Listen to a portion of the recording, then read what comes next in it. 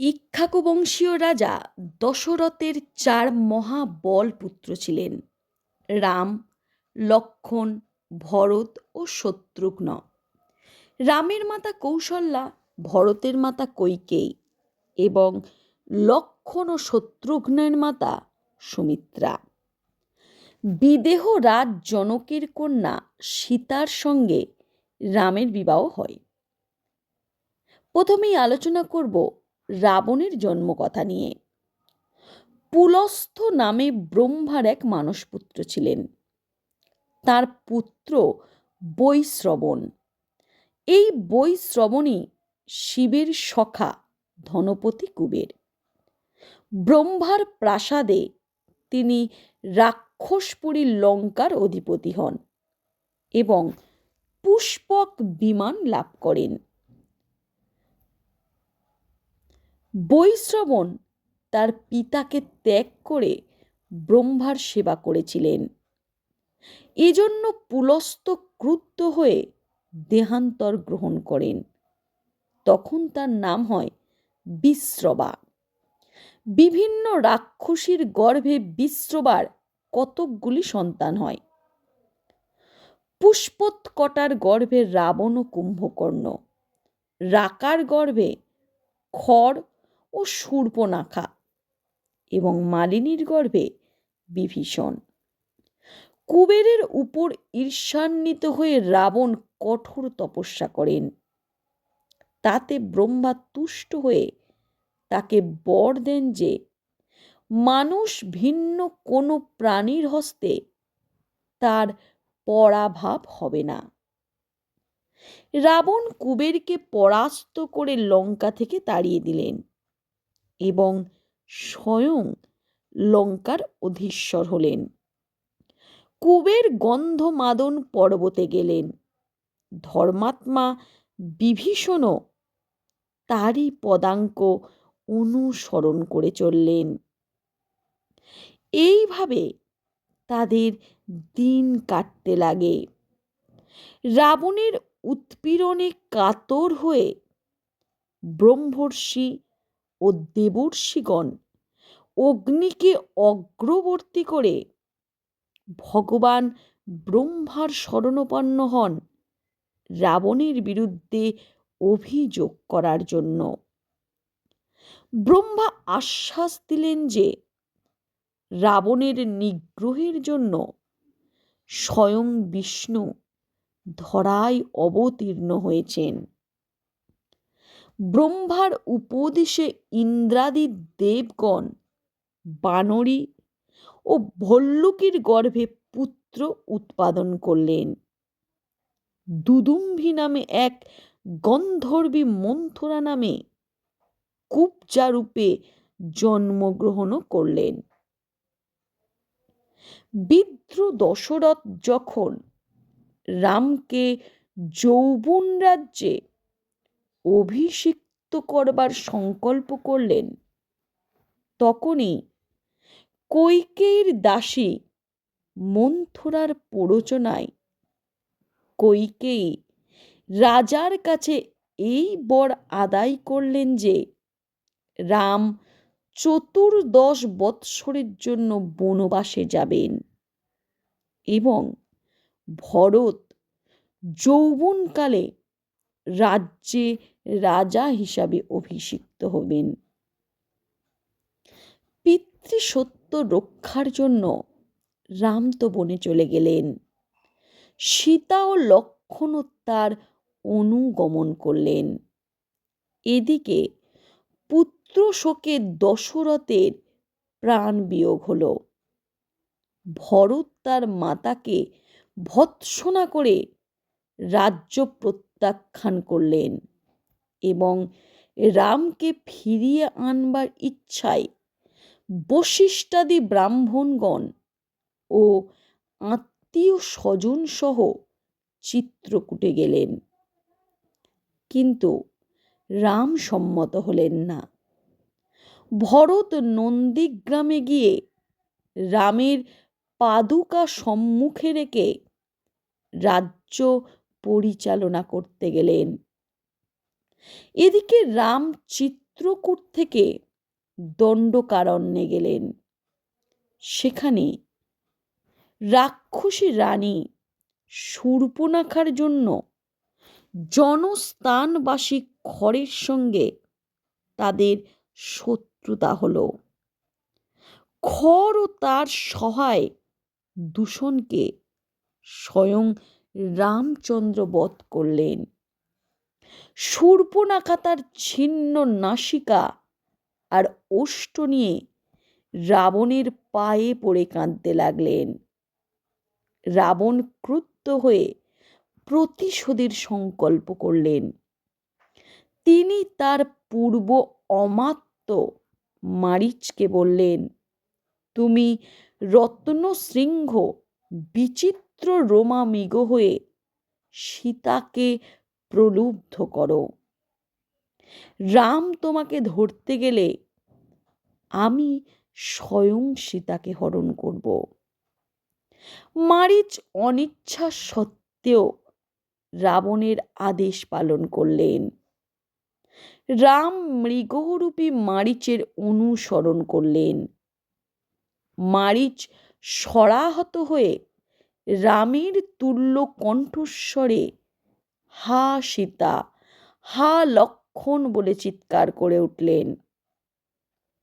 সীতা ভয় পেয়ে লক্ষ্মণকে যেতে বললেন। লক্ষ্মণ তাকে আশ্বস্ত করবার চেষ্টা করলেন, কিন্তু সীতার কটু বাক্য শুনে অগত্যা রামের সন্ধানে গেলেন। এই সুযোগে রাবণ সীতাকে হরণ করে আকাশ পথে নিয়ে চললেন। গৃধরাজ জটায়ু দশরথের সখা ছিলেন। তিনি সীতাকে রাবণের ক্রোড়ে দেখে তাকে উদ্ধার করবার চেষ্টা করলেন, কিন্তু রাবণের হস্তে সেই জটায়ু নিহত হল। সীতা তার অলংকার খুলে ফেলতে লাগলেন। একটি পর্বতের উপরে 5টি বানর বসে আছে দেখে তিনি তার পীত বর্ণ উত্তরীয় খুলে ফেলে গেলেন। রাবণ লঙ্কায় উপস্থিত হয়ে সীতাকে অশোক বনে বন্দিনী করে রাখলেন। এদিকে রাম আশ্রমে ফেরবার পথে লক্ষ্মণকে দেখতে পেলেন। তিনি উদ্বিগ্ন হয়ে আশ্রমে এসে দেখলেন স্বয়ং সীতাই নেই। রাম লক্ষ্মণ ব্যাকুল হয়ে সীতাকে খুঁজতে খুঁজতে মরণাপন্ন জটায়ুকে দেখতে পেলেন। সীতাকে নিয়ে রাবণ দক্ষিণ দিকে গেছেন এবং সংবাদ ইঙ্গিতে জানিয়ে জটায়ু প্রাণ ত্যাগ করলেন। এই সংবাদ শোনার পর রাম লক্ষ্মণ দিকভ্রান্তের মতো সীতা সীতা বলে দক্ষিণ দিকে ছুটতে লাগলেন। যেতে যেতে রাম লক্ষ্মণ এক কবন্ধরূপী রাক্ষস কর্তৃক আক্রান্ত হলেন এবং তার 2 বাহু কেটে ফেললেন। মৃত কবন্ধের দেহ থেকে এক গন্ধর্ব নির্গত হয়ে বললেন, আমার নাম বিশ্বাবসু। ব্রাহ্মণ সাপে রাক্ষস হয়েছিলাম। তোমরা ঋষিমুখ পর্বতে বানররাজ সুগ্রীবের কাছে যাও। সীতা উদ্ধারে তিনি তোমাদের সাহায্য করবেন। রাম লক্ষ্মণ ঋষি মুখে চললেন। পথে সুগ্রীবের সচিব হনুমানের সঙ্গে তাদের আলাপ হলো। তারা সুগ্রীবের কাছে এসে সীতার উত্তরীয় দেখলেন। রামের সঙ্গে সুগ্রীবের সখ্য হলো। রাম জানালেন যে সুগ্রীবকে তার জ্যেষ্ঠ ভ্রাতা বালি কিষ্কিন্ধা থেকে তাড়িয়ে দিয়েছেন। এবং ভাতৃবধূকেও আত্মসাৎ করেছেন। রামের উপদেশে সুগ্রীব বালিকে যুদ্ধে আহ্বান করলেন। দুই ভ্রাতার ঘোর যুদ্ধ হতে লাগল। সেই সময়ে রাম বালিকে শরাঘাত করলেন। রামকে ভৎসনা করে বালি প্রাণ ত্যাগ করলেন। সুগ্রীব কিষ্কিন্ধা রাজ্য এবং চন্দ্রমুখী বিধবা তারাকে পেলেন।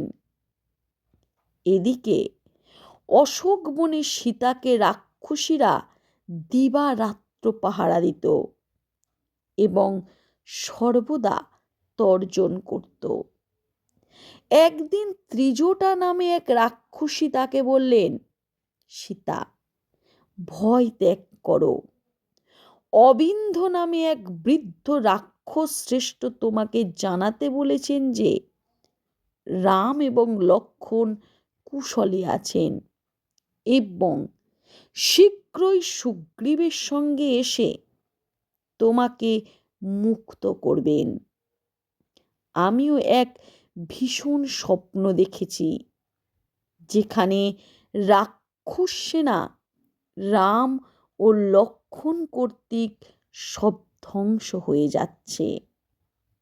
সীতার উদ্ধারের জন্য সুগ্রীব কোনো চেষ্টা করছেন না দেখে রাম লক্ষ্মণকে তাঁর কাছে পাঠালেন। সুগ্রীব বললেন, আমি অকৃতজ্ঞ নই। সীতার অন্বেষণে সর্বদিকে বানরদের পাঠিয়েছি, আর 5 দিনের মধ্যে তারা ফিরে আসবে। তারপর একদিন হনুমান এসে জানালেন যে তিনি সমুদ্র লঙ্ঘন করে সীতার সঙ্গে দেখা করে এসেছেন। অনন্তর রাম বিশাল বানর ভাল্লুক সৈন্য নিয়ে যাত্রা করলেন। সমুদ্র রামকে স্বপ্নযোগে দর্শন দিয়ে বললেন, তোমার সৈন্যদলে বিশ্বকর্মার পুত্র নল আছেন, তাকে সেতু নির্মাণ করতে বলো। রামের আজ্ঞায় সমুদ্রের ওপর সেতু নির্মিত হলো। তা এখনো নল সেতু বা রাম সেতু নামে পরিচিত। এই সময়ে বিভীষণ ও তার 4 জন সচিব এসে রামের সঙ্গে মিলিত হলেন। রাম সসৈন্যে 1 মাস সেতু পথে সমুদ্র পার হলেন এবং শেষে লঙ্কায় সৈন্য সমাবেশ করালেন। অঙ্গদ রাবণের কাছে গিয়ে রামের এই বার্তা জানালেন, সীতাকে হরণ করে তুমি আমার কাছে অপরাধী হয়েছ, কিন্তু তোমার অপরাধে নিরপরাধ লোকেও বিনষ্ট হবে। তুমি যে সকল ঋষি ও রাজর্ষি হত্যা করেছ, দেবগণকে অপমান করেছ, নারী হরণ করেছ, তার প্রতিফল তুমি এখন পাবে। তুমি জানকীকে মুক্ত করো, নতুবা পৃথিবী রাক্ষস শূন্য করব।